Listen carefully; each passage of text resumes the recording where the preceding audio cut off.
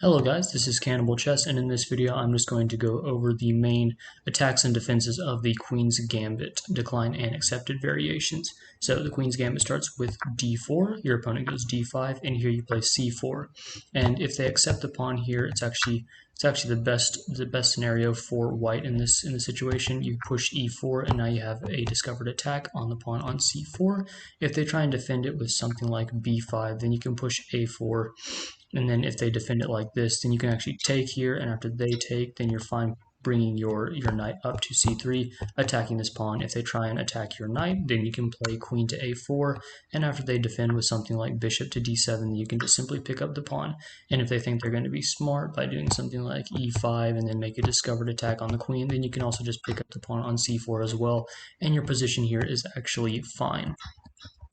Now back here, if they try and defend with this pawn, it's actually even better because you can take this pawn, and then they can't even retake, because then you'd be able to take their rook. So just know that that's also a possibility.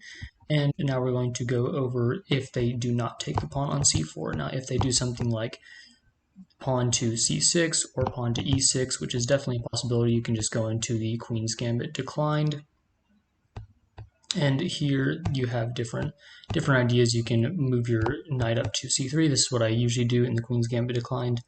Different ideas for black would be to play something like knight f6, and then you can just simply actually take the pawn.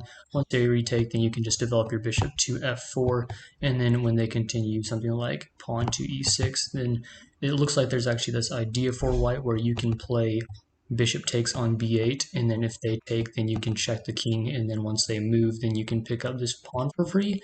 Now that's not actually a free pawn, and I've actually made this mistake several times, but my opponent usually doesn't catch it.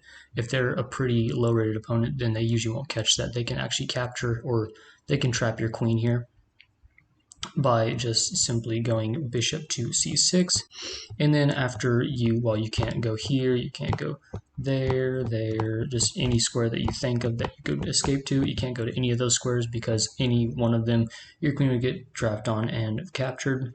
So you just play something like e6, and then after rook a8, then you just have to pick up the rook, because then you would just be getting your queen captured next move anyway, so might as well take as much material as possible. So definitely, if you make it this far, do not pick up this knight. It's not a very good idea. Only maybe you could do it if your opponent is a very low-rated opponent, but other than that, it's not a very good idea. And so here that you could just continue after something like e3, and then they go something like bishop to e7, and then you can continue with knight here, and then after they castle, then it just goes into simple developing pieces. Bishop to d3 would be fine, and then once you castle, then you can also push e4 at some point, and then you just need to make sure that you have defense on the d4 square as well before you push e4. But those are the main ideas in this variation. And here, if they decide to push the e6 pawn, well, then better is knight to f3. And at any point, if they try and capture, then you can always just push to e4 and then threaten to take this pawn. It's always a possibility to do this. If they don't take right away, they could always take, and then you can always play e4. But if they don't take here, and they play something like knight f6, then your position is also fine. You could also play something like bishop to g5, just pinning the knight on the queen. And in most scenarios, the position is either a drawn position, or it's actually in white's favor. So that's why I usually play the Queen's Gambit, because even in this position, the best move the computer's saying is to just take the pawn on c4, and then after something like e4, they can't even take the pawn because their queen would be unguarded. So if they take, then you could just pick up their queen. So they can't retake the pawn. They would have to force your bishop back if they didn't want this to happen, or they would have to play something like this, and your position would just be fine here. You could also pick the knight or the pawn up on c4 as well later if you wanted to. And the last variation I'm going to go into real quick is, well, there's also this option. They can play this strange looking move, and it looks like, well, you can take either pawn, right? If you take, the best move here for white is to take on e5. So if you take here, then they can't really take. If they take the pawn on c4, then you just pick up their queen.